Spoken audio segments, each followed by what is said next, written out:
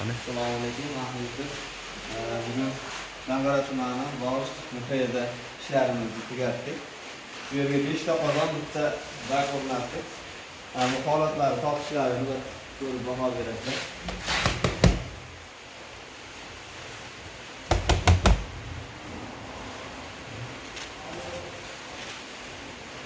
Ideal holatda. Torchlari.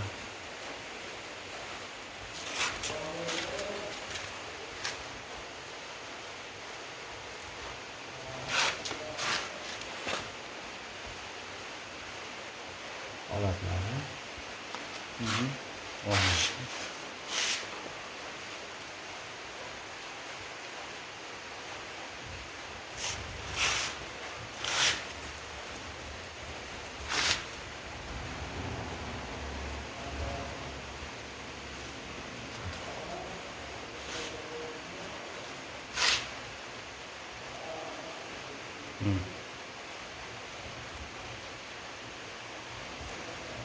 Bunday holatda bo'ladi.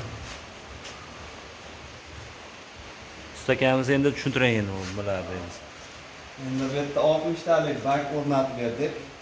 Bular 3 ta 30 litrli qozondan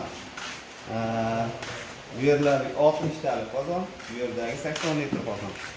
Bu yerda choyxonaga moslab bo'ylarini 85 santimetrdan qilib chiroyli qilib chiqarib berdik. Xudo xohlasa endi ertaga kelib kafelchilar chiroyli qilib kafellarni bosadi. Eshiklarni ham olib kelib qo'yganmiz. Ertaga kafelchilarga oson bo'lsin deb biz buni qo'ymadik. 80 lik mix bilan shunday kirgizib, osonlikda kafelchi ustalarga ham oson bo'ladi.